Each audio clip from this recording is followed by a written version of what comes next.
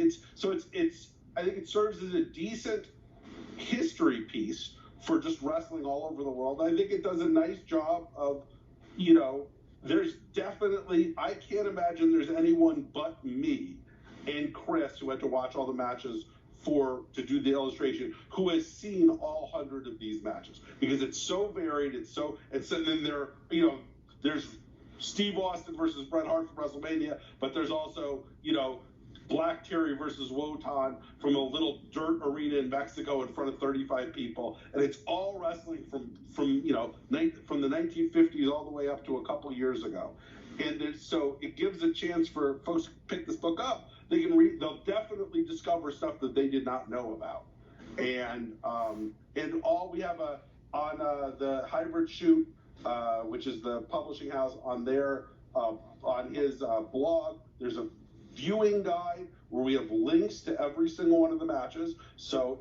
or almost everyone, there's some that aren't on YouTube.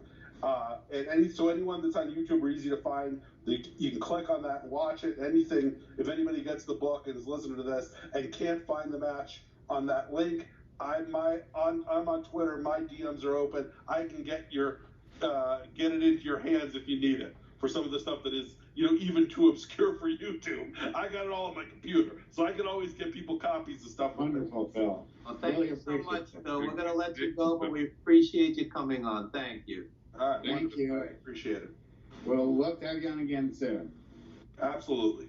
Thank you for being a guest. All right, and joining us, the distinguished Guardian of Chaos. How are you? I'm fantastic, Evan. Can you hear me, guys? Can you see me? Because I always have an issue, Evan, when you're 20 feet below the surface of the earth, here in the bunker. How you doing, Dr. Mike? And what's going on, buddy? Hey, it's an honor to be here with guest. you guys. It really is. Thanks for being our guest tonight. So, please tell us how you got started in professional wrestling. Wait a minute. Are you guys sure you want to know anything about how I got started in pro wrestling? Yeah, go ahead and give us your origin. Wow. Well, my moniker for the longest time is I was the most well-known unknown. I'm pushing 60 years old. I originally went to wrestling school when I was 21 years old in 1984 to Kenny Passarillo's Quest Gym in Orange, Connecticut. And the trainers were Tough Tony Altomari, Mario Mancini, all the ilk of Tony Gurria, Dr. D. David Schultz, Tony Atlas, Dave Barbie. All those guys were down there. And a lot of the guys had lived in the Hamden and the West Haven, Connecticut area. And while I was at Southern Connecticut State University in my freshman and sophomore year, I was bouncing in all the local clubs. So I ran into the Tonga Kid. I ran into all the Wild Samoans. They used to come into the club. So as a young man, I hooked up with them, became enraptured in the business even before that, and traveled with the Samoans. Didn't quite get my feet wet. Learned a lot very quickly traveling with the Samoan dynasty about what this business is really all about. And it really opens up your eyes. And not too long after that, as a young man, I ended up down in Tony Altomari's school with Mario and those guys, and they kicked my ass from pillar to post. Not like they do now. Not like you do in MTV, even Tough Enough, and I know that was a tough program too for the students. But what, and Evan and Doc, I know you guys can attest to this back to the 80s when they put you through a wrestling school a la Johnny Rods down at Gleason's, or whether it be what was going on at Passarillo's and all the different schools, they worked you. It's nothing like what you do now. I mean, I'm an old school guy, and of course, I can appreciate today's product. But so that's why I originally got my start, and I got my ass kicked for weeks. I couldn't cut the mustard. I'll be honest. I was not good enough. Those guys beat me from pillar to post, and I walked away with my tail in between my legs and went into the Department of Corrections and became a corrections officer in a maximum security prison for the next 25 years. So I was a bounty hunter with David Schultz for quite some time. He trained me. But all through that time, I never lost that dream. I ended up getting married. I had a couple of kids, 2 beautiful daughters. And then in the late 80s, I re-hooked up with the Samoan SWAT team because I knew them when I was a young man working in the clubs. We stayed close. with when they were SST, Big CM and Junior, and I ended up traveling with them in WCW with some good friends, and got to meet and hang out and learn the business with Butch Reed and Ron Simmons and Michael Hayes in the SST. And I'll never forget a story, Evan. I'll never forget a story. Junior, Rikishi, and I almost got into a little scrap on the road. We're traveling from Baltimore to Virginia. We're going from Hampton Arena to Virginia Beach. Now, I'm trying to learn the business. I'm not in the business yet, mind you. I'm trying to learn. So as we're driving down the road, out of nowhere, Evan, Doc, buddy, bang, right across the side of the eardrum, it was Junior. It was Rikishi. He had thought, like a lot of guys, especially back in the day, this is the 80s, that I had disrespected him, which I didn't. Now, I'm going to be honest. We were under the influence. We had a couple of pops. Say no more. We pull over to the side. Junior gets out. Evan, I thought he was going to kill me. Here, now, I was 320 pounds back then. I was a corrections officer. I wasn't going to take any bull. I'd been around. But you're talking about the Samoan dynasty. You're talking about Junior. So he was going to grab me and throw me through a plate glass window. Now, if you ever brought up this story to Junior right now, I don't even know if he would remember it, because we ended up years later teaming together, and he agreed to. So I don't even know if we ended up. But he taught me so much. It was a misunderstanding. I told my buddy, that was his friend, please get in between. He's going to throw me through this plate glass window. So we ended up, I was so upset I came to tears because of the respect. And you guys know how important in this business the respect is to everyone in this business. I didn't want these guys to think before I even got involved that I'm some hang-around Mark wannabe that's disrespectful. That's the last thing you want in the business. So we ended up mending our fences. Long story short, the next day we're in the Baltimore Arena. The big feud between the SST and the Road Warriors. Now, I'm sitting backstage in my glory still as a young man. I don't idol worship, but these are guys that you respect and admire. Here comes Animal and Hawk, right? I'm sitting next to the SST. And man, if I didn't get goosebumps, and I get it right now telling the story, for Hawk and Animal to walk over me. Now, I'm nobody. Again, I'm a piece of dust on the ground. Not to undersell myself, but just to give you how it was in the 80s. And you guys know this. And Hawk goes, "Hey, Big Daddy, I heard you got in a little scrap last night." And that voice, that trademark Hawk, I got the chills, guys. And I said, "Look at this." I said, "Big Daddy, look at this." Because I was the guardian of chaos, Big Daddy. I said, "Look at this. The Road Warriors are actually giving you a smidgen in that business, the rub." And then, Rikishi had looked over at me because he knew, let's face it, he would have killed me that night. Come on, let's face it. These guys are savages. So, and he gave me the thumbs up. So that's something that I could take with me, that I relish in this business more than anything else, is the people that agreed to let me work with them. What an honor. So let me start rambling as we first opened up here. It's a long story, guys. It's a great story. Thank you, Evan. Evan, thank you so much. And I just want to say this, Evan.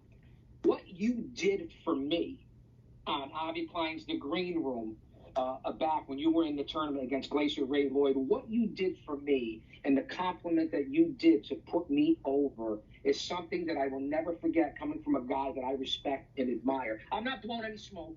I'm telling it how it is, because that's how I am. I'm honest. I'm genuine. But you paid me a compliment saying that I had talent, and we were talking about it in our Green Room conference today, and people were like, "Wow, can you believe that, Evan Ginzburg?" Because we respect and admire you. This is why. Well, thank you so much. No idol worship. It was so appreciated. It made my month, my year, and perhaps even along with the compliments from Terry Funk and Mick Foley. You're in the top 3, Mr. Ginzburg. Thank you. What I had said was that in a sane world where great heel managers, great talkers, would be respected like they were back in the day, Guardian of Chaos, he should be on TV right now. This man can talk, serious, with charisma, with talent. No, I mean it sincerely.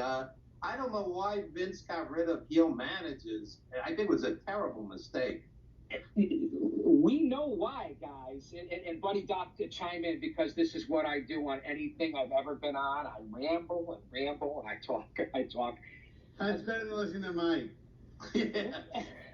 I don't know about that. Hey, listen, I know of your guys' work, and this could turn into a quick interview where I end up interviewing you guys. Oh, wait, Evan, as I'm on the phone, look at this. Somebody's trying to get in here. How does this happen? What happened here, Evan? Am I back? You're back. You went out for a Right sec. now, that was I just want to let you know that right now, that person, and again, this is not to make myself look good, because again, we know what the deal is. That was a WWF guy calling me, a legend from the 80s, in the middle. And now when I get off the phone, I'm going to call him back, and I'm going to say, what are you doing when I'm on with Evan and the doctor? What are you doing? Who was it? You give the initials? Yes, it was the Eminem. It was Eminem. He was voted one of the top 10 jobbers of all time and one of the top 3 in the WWE. And right now, he currently owns his own professional wrestling company with another guy who was a part of Pretty Wonderful, Power and Glory. And this is good. We can play a little trivia back and forth. Mario Mancini. No, Mo. No. Oh, really? Yeah, Paul Roma's the second guy. Dr. Mike, again, well, I'm associated with those guys over the last several years for Paradise Alley Pro. I just went into their Hall of Fame, and what they do here in Connecticut, in the shadows of the WWE, they bring back the old territory system. And I know that you guys know this, the New England Northeast area, even to this day, which is where I broke my bones, back to the Tony Rumble days and NWA New England, and back to the Savoldis and ICCW, this is a rich tradition. Even when the WWF used to come to the Coliseum and the Civic Center and all the areas of the Garden, Boston and New York, you guys know this. And that's why for me to be on with this particular group of men, this is my wheelhouse right here. You would have loved yesterday. I was at Legends of Hamburg convention, and I'll tell you, there's Bob Orton Jr. walking by, and Jimmy Hart, and Johnny Rodz, Dominic DeNucci, one after another, all the guys we grew up with. It was great. Yeah. Yeah, Evan, I looked at that list yesterday because I had seen it on your timeline for the Legends of Hamburg for the reunion at FanFest. I mean, Rockin' Robin, The Godfather, you're right, Jimmy Valiant, the Nasty Boys. I mean, it really was something. And I noticed something, too, because I had a chance to meet this man at O'Grady's in New York. And R.I.P. to Jackie Mason, longtime comedian. Yeah. Yeah, I mean, he was one hell of a guy, I'll tell you. After one chance encounter, he was hilarious. I saw him on Broadway. He was tremendous. But getting back to your question, you were talking about, Evan, and I appreciate that compliment, because I studied back to years ago and consulted many, many times on different shows and being in the same locker rooms on the same events with Jim Cornette, Gary Hart, Captain Lou, Bill Alfonso. I made sure that I was able to pick those guys' brains because I wasn't good enough as a wrestler. I had the injury, so I transitioned and made my debut as a manager in 1992. And I took myself as a combination of Jesse Ventura, Bobby Heenan, and especially Captain Lou, Freddie Blassie, that kind of old school manager, and made it into my own. But it was a little late by then because in the mid-90s, here come your Sonnies, your Sables, and all that, and TNA, and they transition to Eye Candy. Here come the Valets, and they get rid of the mouthpiece, which was the biggest mistake they ever did in that business. No doubt. Just my opinion. I agree 100%. That was my role and what I did, in the early 2000s and over at All Pro Wrestling in Hayward. That was my shtick, was the same kind of like loudmouth Andy Kaufman. Well, wait, hold on. I take offense to the loudmouth. Yes. All right, well, heat generator then, however you want to call it, Yeah, the business has changed. I did a little research on you, buddy, because I knew you were invested with Evan and with the doc, and I did a little research, and I saw that you were a pro wrestling manager. I mean, and just to be on here with Dr. Mike and going back to 66 as an author of the 605 podcast, Slam Wrestling, I mean, it really has been something, and all the different guys that you've been agents for, Evan. I did a lot of research knowing I obviously knew who you were, Evan, back to the wrestler and then 350 days. Dr. Mike Lano's been around for years. So I was well aware, not so much, buddy, no offense, buddy, but I knew of you two gentlemen as like a Bill Apter, George Napolitano. I mean, guys that have been around this business for so long. So I knew your guys' credibility, but to do the research and to see, your due diligence of what you guys really did and put pen to paper, I mean, Evan, with you, the most important thing or interesting thing that I found are the books, Apartment 4B, Life in Brooklyn, and then your dad's Hey Cabbie, a New York cab. Thank you. I am really, really interested in that. Those look like incredible reads, and it's just stuff that I did under research. Impressive. And Tiger Khan. I worked with Tiger. What a story. What a tragic story. Yeah. Evan, I worked with him in the late 90s in the indie circuit in the Northeast. We were on some Northeast wrestling events. We might have been on North American different shows, and that's when he was performing also with Juan Xavier, who just passed away recently. And Tiger Khan was an incredible worker, and he was just such a nice guy. I was looking through pictures over here down in the bunker before, and I have several with Tiger, and I was like, wow. You don't really realize it until I knew I was going to come on here and do a little more research. And Tiger Khan, he was a good guy, but what a very tragic story. Yeah, he died at 33, and Buddy's close friend was Bison Smith, who died at 40? 40, yeah. 40. So we're actually thinking of doing a documentary project where it's almost like the Big Chill, where Buddy and I come together and try to bury these ghosts because, a decade later, more than a decade later, it still kind of haunts you that we lost these guys so young. Yeah. And you have a fair share of the people that you say that you work with. I mean, what are your feelings about, Butch Reed just died recently and Let me tell you something, buddy. It's funny that you should ask that because I've gone through so many different photos lately since, I retired officially from in-ring managing it 07, 08. And after I lost my daughter in 2015, I transitioned to Paradise Alley because they were doing a bunch of different products for another kid who had gotten killed in an accident. So it brought us together. I hooked up with Paradise Alley and with Roma and those guys. And that's what brought me back into the business and where I am now. So I look back at all my memories, whether it's Big Dick Dudley or The Wall or Yokozuna or Umaga or Chris Candido or Ted Petty or the guys that I appeared with on Jerry Springer. It seems like half of the pictures that I would put on a Way Back Wednesday, Throwback Thursday, Flashback Friday type memory thing, all these guys have passed. And what do I feel about it? I'm going to tell you the truth. I'm no angel. But I traveled the circuits in the early and middle 90s and late 90s, especially into the 2000s. There was drugs and alcohol and everything everywhere, and I'm not going to shy away from that. People were doing cocaine. People were doing pills. They were taking somas. People were partying as soon as we left the arena.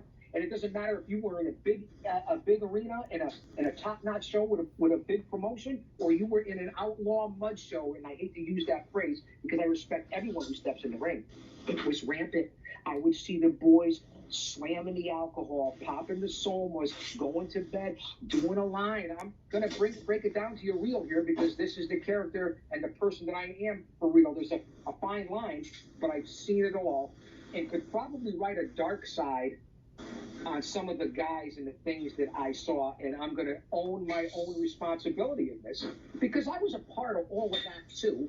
Thankfully, I'm here years later, and I'm a family man in faith, and you realize what's important, and at a time in your life, you know what's to put away. Look who we just lost recently. We lost Orndorff, unbelievable Paul Orndorff. Del Wilkes, who, Evan, you know recently just from being on the WWAB and on all that, and then throwing one of the young bloods.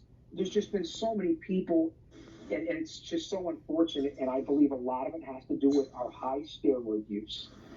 Being on the road, the bumps and the bruises, not seeing your family, alcoholism, abuse, the whole 9 yards. And that's just the reality of it.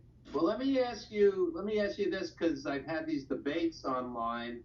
when let's say Vince McMahon has these guys wrestling 300 plus days a year back in the day, and you're hurt and you're worried about losing your push, losing your spot, what responsibility does the promoter have also? Because some of these guys are taking the pain pills. I've had wrestlers say to me, Evan, I'm always in pain. Always. That's the word they use. So there's no off season. These aren't farm animals. Sometimes somebody's hurt and they need to go home and rest and recuperate. So, I think there's two sides to this, not just partying. 100%. Most of it, believe it or not, Evan, wasn't partying. To begin with, when you first leave, now I can't speak to the WWE or the WCW. I never signed a contract. I was not in a big promotion. I worked for 100 promotions on all the independents, but I got to work with all the legends, the stars, and the young lions. And I learned a lot because I wasn't a full-time worker and I was a manager. I ended up learning a lot about these guys on the road. And you're right. I was booked maybe 100 times a year, 125 times a year. These guys were booked 350 days. And you're right, living that life on the road, and it wasn't to party. I know that I came off that way, that we went and we partied to begin with, and that's what it's all about. But it's the ability of what these guys do day in, day out. It's the most serious sport that anyone could ever imagine. And the bumps and bruises, if you've ever gotten in there and taken one bump, this is as legit as anyone could ever imagine. And when people say, I'll tell, okay, it's scripted. Oh, okay. But either you're an athlete, you can get in there and do it, or you can't, and you have to physically perform. I know because I couldn't cut the mustard. It was the hardest thing I ever did in my life. So, Evan, your point is well taken. What are you supposed to do when there's no health and wellness? A touchy subject. There's no unions. You'll get thrown right out if you ever try to bring up stuff like that. You got to pay out of your own pocket for a lot of different things, and look at the life you're living of on the road, hitting the gym, trying to recover. If you're not taking some sort of steroid, and I'm not condoning it, or some sort of enhancement to get through, it was tough, especially in the 70s and 80s. I was sitting at a gimmick table. I'll make it real quick, Mike. I was sitting at the gimmick table yesterday at the Hamburg convention. I was right by the door, just by sheer coincidence, and all these guys are walking in. I would say 90% of these guys were not walking well. They were hunched over, walking very gingerly. Clearly their body had taken a terrible toll, and your body's not meant to take bumps 300, 310, 20, 30, 40 days a year. It's just not meant for it. Right, Mike? Mike has a medical background. Yeah, I was going to add this. 2 years after he was released, I forget which company, it was WCW, but I think it was the last run in WWF at the time. Davey Boy Smith was on and is now credited, sadly, with what we call the wrestler's cocktail. He wasn't wrestling, but he was still doing all of the PEDs, performance enhancers, and the uppers to get up in the morning and the downers at night so he could rest. The wrestler's cocktail, which allegedly killed him and others, and it's attributed to him. He wasn't even working for a company, but he still felt like he had to keep his body up in case, according to him, in quotes, Vince threw me a bone, etc. And you hear about this time and time again, and it's really, it is heartbreaking, the number of friends that we've lost. Dr. Mike, that's an excellent point, and it's nice to see guys nowadays, when I listen to other programs, and you listen to someone like a Tommy Dreamer, who I had a chance to work with on the Indies several times. What a guy. You see that he's put all his issues behind him. He's still an ambassador. But here's a guy who can barely tie his shoes. Now, just as a manager, I've only taken the one or two big bumps a match. Even at my age, at almost 60 years old, both knees, my lower back. I've had 6 concussions. I've had 3 torn rotator cuffs because I was a guy like a Captain Lou who I wanted to make sure sell some more. And if I can't make it look real, then I'm not going to go out there. So that's why I had to make up for twice as much. And just to get down there, to be fortunate enough and blessed to be with you guys for this opportunity, just sitting here, I'm rubbing both knees. I got an ice pack on my back, and I'm a guy who was just someone who was fortunate enough to work with a bunch of famous people in the independents. So I couldn't imagine as I talk to Roma and Paul Perez and Mario and guys like that, and the young kids that come in, and you see, like Evan said, from being in Hamburg last night, and what Doc attested to, every one of them's crippled, multiple surgeries, fusions. It really is no joke. And you could say that as yourself, as a manager as well. I'm sure you've taken the bumps. Oh, absolutely. Yeah, no, you know, with you got to pay for the emergency room visits yourself, and you know, your health insurance benefits. You know, your premiums go up when you claim them in all the time. Yeah, and there's, I don't know. It's hard to understand why everyone wants to be in this business, but that chance for stardom and fame, once you have an audience that believes what you want them to believe, it's hard to give that up. And were you managing in a match at the Hamburg? No, I was just working a gimmick table yesterday, but I was talking to all these guys, and it hurts me when over the years, Dr. Mike will tell you, you see Abdullah the Butcher in a wheelchair. Captain Lou was in a wheelchair. Iron Sheik was in a wheelchair. Harley Race, Harley Race in a wheelchair broke my heart, man. And, and I'm not going to name names, but I'm telling you, I would guesstimate 80-90% of the guys yesterday, their bodies were a mess. And, like I said before, when someone says to you, I'm always in pain, that's quite a sacrifice to entertain people, really. And I'm going to give you guys my opinion why, and you had alluded to it, of why do people do this? Why do people want to get into this business? And I'm just going to speak for me back to the early 70s when I saw Bruno Sammartino against Tor Kamada. And I was lucky enough to shake Stan Stasiak, and even into my 30s, I could still smell his cologne on my hand. Yeah. That's how much I was into it as a kid. But this is why people do it. And I said it, and I refer to him because he's who I perform with now. Just like being last night, and you can see that I'm still recovering from being on the green room last night with Avi Klein. And you guys have performed before. The feeling of performing in front of a crowd and walking through that curtain, or being on TV, or just being able to give something back as an entertainer, knowing that you can tell a story, whether it's in front of 5 people or 50,000 people, that you can bring them up, bring them down, you can have them eat out of the palm of your hands, and the feeling of coming back, the exhilaration is better than any high or any buzz that I've ever had in my life. I told my wife last night, after such a performance, and I've had this happen many times, that I crashed after I got off, and I felt like I was run over by a truck. And then to get up this morning, and I didn't even take a bump.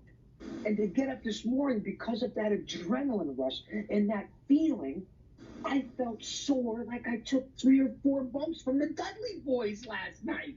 And that's why people do it, because you can almost not capture that feeling unless you've done it. Yeah, and let me just add this. This goes beyond just wrestling. James Brown was doing splits until his knees would bleed. Prince ended up on painkillers from doing splits. Prince died young, So a performer, a true performer, is always going to give 110%, and sometimes it has a real toll on the human body. Yeah. I mean, it really is an unbelievable feeling. And, just to jump back to something, because I very rarely talk about these things.